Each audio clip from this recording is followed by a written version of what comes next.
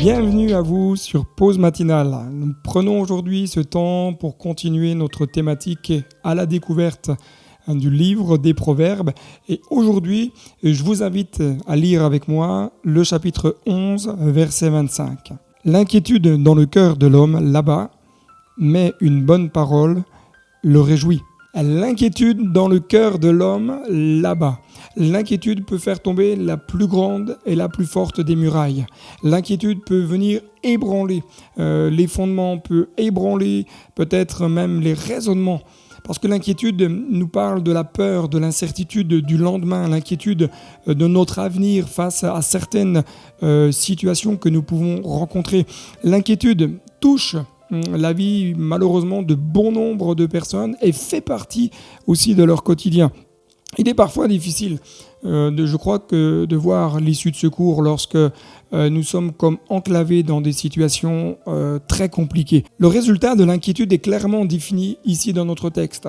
En effet, il produit l'abattement du cœur. C'est-à-dire, il va produire le découragement dans une vie, dans une existence, dans un foyer, dans une profession.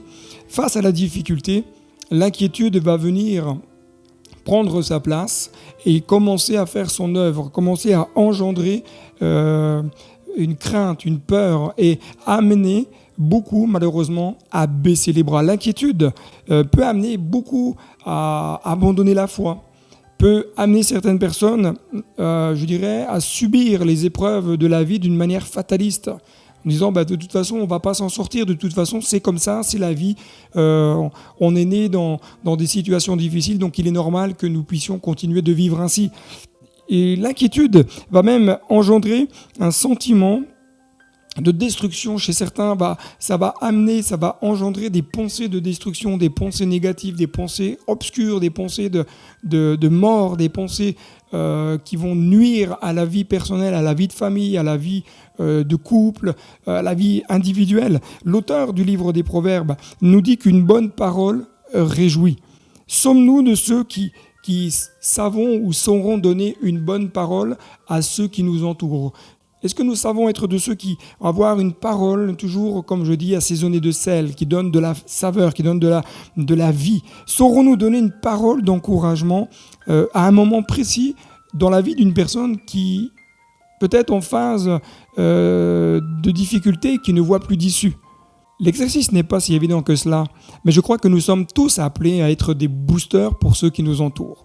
Et plus particulièrement, lorsqu'on est enfant de Dieu, lorsque Dieu est venu dans notre cœur, nous sommes appelés à booster ce que Dieu place sur notre chemin. Je crois que nous sommes appelés à avoir des paroles de vie. Une parole de foi, je le crois, peut changer l'atmosphère de l'environnement dans lequel nous pouvons nous retrouver. Faites, laissez échanger, discuter avec des personnes qui ont des paroles toujours négatives. Ils finiront tôt ou tard par vous tirer vers le bas. Mais commencez à discuter avec des personnes qui ont des paroles d'espérance, qui vous partagent des textes de foi, des textes de la parole de Dieu, des expériences qu'ils ont vécues. Ça va vous booster, ça va vous réveiller, ça va même quelque part ranimer en vous le désir de vivre quelque chose de différent avec Dieu, de vivre des choses extraordinaires avec Dieu. Ayez des paroles de foi pour changer l'atmosphère dans laquelle vous êtes. Ayez également en vous des paroles pleines de douceur, des paroles qui soient douces comme le miel. Et aussi, ayez des paroles qui soient transmises avec amour, afin de redonner de la valeur à la personne qui doute peut-être d'elle-même. Commencez à encourager. Dites peut-être à vos enfants que vous êtes fiers d'eux. Dites à votre conjoint, à votre conjointe, que vous êtes fiers de lui, que vous êtes fiers d'elle. Soyons de ceux qui transmettons des bonnes paroles à partir d'aujourd'hui et qui encourageons avec la Bible, en partageant des textes, en partageant des promesses. Le verset 26 nous dit que le juste montre à son ami la bonne voie. J'aimerais vous lancer un défi, chers amis. Ce serait le défi du jour, d'envoyer un SMS à un ami, à une amie, avec un texte biblique, une promesse biblique spécifiquement pour la personne pour laquelle vous allez écrire, afin de l'encourager, afin de lui redonner une vision juste d'elle-même, une vision juste comment Dieu la voit et comment Dieu veut encore prendre soin de sa vie.